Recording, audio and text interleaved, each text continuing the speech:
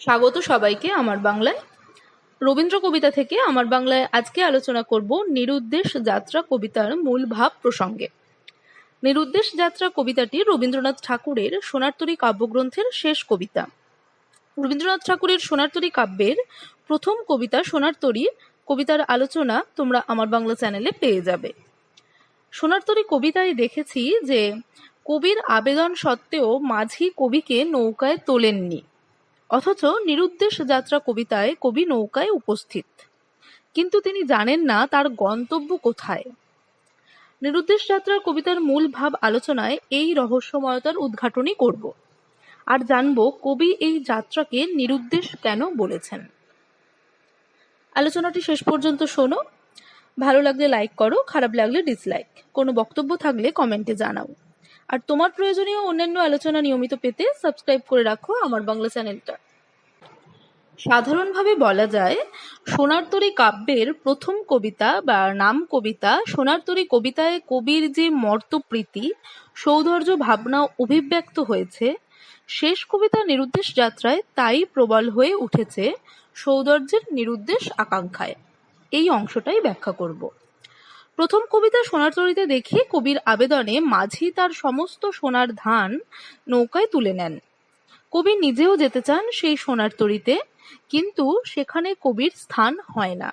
তাই কবির বলেছেন, ঠাঁই নাই ছোট সে তরী, আমারই সোনার ধানে গিয়াছে ভরি। শেষ কবিতা নিরুদ্দেশ যাত্রায় দেখি নৌকাতে কবি উপস্থিত। তিনি যাত্রী, কিন্তু তিনি জানেন না তার গন্তব্য কোথায়। তিনি বলেন, আর কত দূরে নিয়ে যাবে মোরে হে সুন্দরী, বলো কোন পার ভিড়িবে তোমার সোনার তরী। এই অংশ থেকে একটু জানি যে সেই মাঝিকে হয়তো কবি জানেন। সেই মাঝি সম্বন্ধে নিশ্চিত হই যে মাঝি নারী, সুন্দরী বলে তাকে অভিভূত করেছে, তাকে সম্বোধন করেছে। তো আর্ট প্রকাশ করেছেন সোনারতরী কবিতায় যে তিনি হয়তো মাঝিকে জানেন। গান গেয়ে তরিবে কে আসে পারে, দেখে যেন মনে হয় চিনি উহারে। তাকে কবি হয়তো বা চেনেন। এই দুটো তথ্যই পাওয়া যাচ্ছে মাঝি সম্পর্কে। এই দুটো তথ্যের কথা খেয়াল রেখেই নিরুদ্দেশ যাত্রা আলোচনা করি। রবীন্দ্রনাথের মধ্যে সৌন্দর্যের নিরুদ্দেশ আকাঙ্ক্ষা প্রবল। কবির যাত্রা তাই স্বর্ণতরীতে পরিপূর্ণ সৌন্দর্যের অভিমুখে। বলছেন, উর্মিমুখর সাগরের পার মেঘচুম্বিত অস্তগিরির চরণ তলে। তার আশান্বিত মন জানতে চেয়েছে, আছে কি হোথায় নবীন জীবন, আশার স্বপন ফলে কি হোথায় সোনার ফলে। অর্থাৎ পরিচিত জগৎ থেকে কোনো এক কল্পিত জগতে উত্তীর্ণ হবার তীব্র বাসনা এখানে ব্যক্ত হয়েছে। একদিকে আকাঙ্ক্ষার তীব্রতা, অপরদিকে সংশয় ও নিরাশার বেদনা কবিতাটিতে পরস্পর বিজড়িত হয়ে একটা রহস্যময় পরিবেশ সৃষ্টি করেছেন। তবু কোনো অজ্ঞাত জগতে পৌঁছাবার জন্য কবি ব্যাকুল। কবি তার এই যাত্রাটিকে নিরুদ্দেশ যাত্রা বলে উল্লেখ করছেন। চারপাশে দেখছেন যে অকুল সিন্ধুর অন্ধ জলোচ্ছ্বাস, পার হতে চাইছেন এই সংশয়ময় ঘন নীল ও নীর। আর এই সবকিছুর সঙ্গেই সংহতি রেখে নায়িকা হয়েছেন অপরিচিতা, অর্থাৎ মাঝি। কবির কাছে তার কাব্য সম্ভাষণার সীমা অজ্ঞেয়। তার কাব্য ভাণ্ডার সম্পর্কে তার জ্ঞান নেই। বস্তুত গোটা সৃষ্টিকার্যের প্রক্রিয়া এমনই রহস্যময় যে তার পরিণতি সম্পর্কে সৃষ্টিকর্তাও কোনো স্থির সিদ্ধান্তে উপনীত হতে পারেন না। এই অর্থে কবি কবিতায় সংশয়ময় শব্দটিকে ব্যবহার করেছেন, এবং অপ্রত্যক্ষ অজ্ঞাত সৌন্দর্যময় যে জগৎ সম্পর্কে কবি সঙ্গতভাবেই নিরুদ্দেশ শব্দটিকে প্রয়োগ করেছেন। কিভাবে সেটাই দেখি।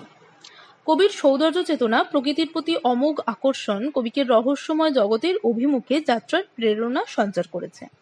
তার সঙ্গে রহস্যময়তা প্রকাশ পাচ্ছে সোনারতরীর ওই নাবিকাকে কেন্দ্র করে। নিরুদ্দেশ যাত্রায় কবির একমাত্র সঙ্গী হচ্ছে তিনি।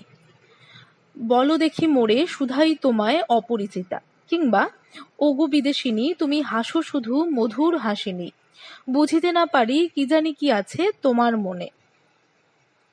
নিরুদ্দেশ যাত্রার এই রেখাঙ্কন মানস সুন্দরীতেও পাওয়া যায়। কোন বিশ্বপার আছে তব জন্মভূমি, সঙ্গীত তোমার কত দূরে নিয়ে যাবে, হাসিতেছ ধীরে চাহি মোর মুখে ওগো রহস্য মধুরা। মানসসুন্দরীর প্রশ্ন, সঙ্গীত তোমার কত দূরে নিয়ে যাবে? এ হলো কৌতূহলজনিত একটা সাধারণ প্রশ্ন। আর আর কত দূরে নিয়ে যাবে মোরে হে সুন্দরী, এতে ধ্বনিত হচ্ছে একটা অনতিক্রম নিয়তি। আর শব্দটি এখানে দ্বারা প্রকাশ পেয়েছে যে একটা দ্বৈত ভ্রমণ বহুদিন ধরেই চলছে, আগে থেকেই চলছে, এখনো চলবে, পূর্ব নির্দিষ্ট এবং পূর্ব স্থিরীকৃত। আর কত দূরে নিয়ে যাবে মোরে, এর অন্তরালে আছে একটা অচেতন কিন্তু পূর্ব নির্দিষ্ট অভিপ্রায়। কাণ্ডারিটি কবির নিয়তিরই প্রতিভ স্বরূপ, অর্থাৎ কবিও যেতে চান, কিন্তু কবি জানেন না কোথায় সেই গন্তব্য। মানসসুন্দরী কবিতার সপ্তম চরণে আছে সন্ধ্যা কিরণে সুবর্ণ মদিরা। নিরুদ্দেশ যাত্রার ঘটনাস্থলও কিন্তু সন্ধ্যা। দুটি লেখনীতেই নায়ক জিজ্ঞাসু এবং নায়িকা দুর্বোধ্য। তাকে সে অপরিচিতা, তাকে বোঝা যায় না, তাকে জানা যায় না। মানসসুন্দরীর রহস্যমধুরা নীরব ভাসিনী নায়িকা থাকেন বিশ্বপারে, আর নিরুদ্দেশ যাত্রারও মধুর হাসিনী ও নির্বাক নায়িকা উর্মিমুখর সাগরের পরপারে। এছাড়া কবিতাকে বলছেন বিদেশিনী ও অপরিচিতা। তার রূপসজ্জা প্রসাধনের কোনো বর্ণনা নেই। দেহের সৌরভ ও উড্ডীন কেশরাশি তার একমাত্র ইন্দ্রিয়গ্রাহ্য লক্ষণ। অথচ এই নারী আমাদের পক্ষে সম্পূর্ণ বিশ্বাসযোগ্য, যেন সে একেবারে রক্ত মাংসের সজীব ভাবে উপস্থিত। শুধু যে নিজে মোহিনী তা নয়, এই বিশাল সামুদ্রিক দৃশ্য তার জন্যই যেন মোহময় হয়ে উঠেছে। লক্ষণীয় যে গোটা কবিতায় নায়িকার একমাত্র ভঙ্গি হচ্ছে তার অঙ্গুলি সংকেত, সে আঙুলের মাধ্যমে নির্দেশ করছে তার গন্তব্য। তাছাড়া সারা কবিতায় সে নিশ্চলভাবে আসেন, যেন বুদিলেয়ারের সৌন্দর্যের মতো সেও একটা চাঞ্চল্য বর্জন করেছে। অন্য যে লক্ষণের দ্বারা নায়িকাকে চিহ্নিত করা যাচ্ছে সেটা হচ্ছে তার হাসি আর স্পর্শ। সেই কারণে কবিতার শেষ স্তবকে যেখানে রাত্রি নেমে আসছে, সেখানে কবি ক্লান্তিবশত শুতে চাইছেন না, চাইছেন নায়িকার স্পর্শ, কারণ তার মাধ্যমেই নায়িকার সঙ্গে একটা সম্পর্ক রচিত হবে। সে যে অশরীরী কেউ নয়, সে যে একজন রক্ত মাংসের, এই ভাবনাই তার মধ্যে প্রকাশ পাবে, তার মধ্যে একটা সম্পর্ক গড়ে উঠবে। নিরুদ্দেশ যাত্রা রচনা হবার ঠিক ২ বছর পর ১৩০২ বঙ্গাব্দের আশ্বিনে কবি রচনা করছেন আমি চিনি গো চিনি তোমারে গানটি। এখান থেকে মনে প্রশ্ন জাগে যে এই গানের উদ্দেশ্যটা বিদেশিনী এবং নিরুদ্দেশ যাত্রার নায়িকা কি অভিন্ন? বিশেষত এ গায়নের নায়িকাও সেই সিন্ধু পাড়েরই বাসিন্দা এবং তার গানেও সেই শারদপ্রাতে মাধবী রাতে ব্যক্ত হয়ে আছে।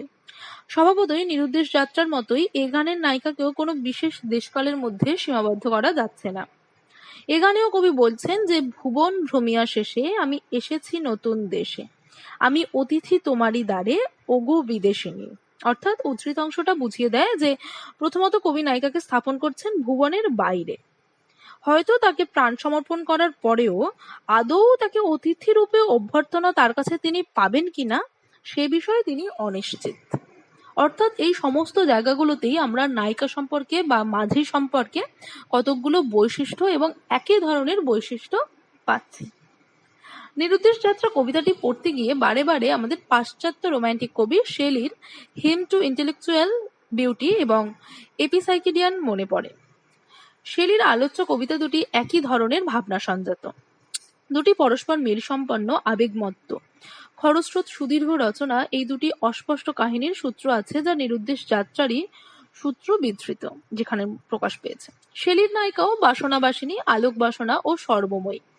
নায়িকা সম্পর্কে শেলি যে বিশেষণগুলি ব্যবহার করছেন খেয়াল করো, valid, masked, shadow, idol.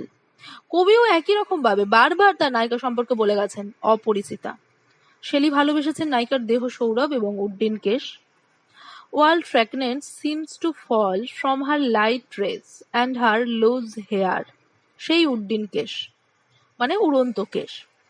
Rabindranath লিখছেন শুধু ভাসে তব দেহ সৌরভ, গায়ে উড়ে পড়ে বায়ু ভরে তব কেশের রাশি। শেলি তার এপিসাইকিডিয়ান কাব্যে নৌকা ভাসিয়েছিলেন পূর্বাভিমুখে, ইতালি থেকে গ্রিসের দিকে, আর রবীন্দ্রনাথের নৌকা চলছে পশ্চিম সীমান্তে। গোটা কবিতার সায়ান্নে যে চিত্ররূপ আছে, মানে সন্ধ্যার বেলা যে সূর্যাস্তের একটা চিত্ররূপ প্রকাশ পেয়েছে, অর্থাৎ পশ্চিম দিকে যাত্রা করাটাই সমীচীন। পাশ্চাত্যাভিমুখে তার যাত্রা চলছে, সিন্ধু পাড়ে, নিজের দেশ কাল অতিক্রম করে অন্য দেশে, জাতীয় স্তর থেকে আন্তর্জাতিক স্তরে। কাব্যযশ প্রাপ্তির আকাঙ্ক্ষাই এখানে প্রকাশ পাচ্ছে। প্রতীচ্যের মাটিতে, অর্থাৎ নিজের দেশের মধ্যে তিনি সীমাবদ্ধ থাকতে চাইছেন না। তার সৃষ্টি, তার সৌন্দর্যের যে ভাবনা তার সৃষ্টির মধ্যে প্রকাশ পেয়েছে, সেই সৃষ্টিকেই তিনি পাশ্চাত্যের মাটিতে সার্থকতা খোঁজার চেষ্টা করছেন এবং সঙ্গে তিনিও চাইছেন যেতে। শুধু তার সৃষ্টি নয়, তিনি চান যে তিনিও যেন অমর হয়ে থাকুন দেশে বিদেশে, দুই জায়গাতেই। এই ভাবনাই প্রকাশ পেয়েছে। তবে এই সৌন্দর্যময়তা বা মানস সুন্দরী, এই ভাবনার সাথে একটা অন্য দিকও প্রকাশ পাচ্ছে। কবিতার বা কাব্যলক্ষ্মীর উদ্দেশ্যে কবিতা রচনার প্রবর্তন হয়েছিল ইউরোপে। 19 শতকেও রোম্যান্টিকেরা এবং ভারতবর্ষে রবি পূর্বযুগের কবিরা ছন্দবদ্ধভাবে সমালোচনা লিখতেন। কবির সাংসারিক দুর্দশা নিয়েও বিলাপ করতেন মাঝে মাঝে। কিন্তু রোম্যান্টিক যুগের আগে কবিতাকে মূর্ত বা ব্যক্তিত্ব ধারিণী রূপে কল্পনা করা হয়নি। সেখানটাতে সে কোনো সশরীরী উপস্থাপন তার ছিল না।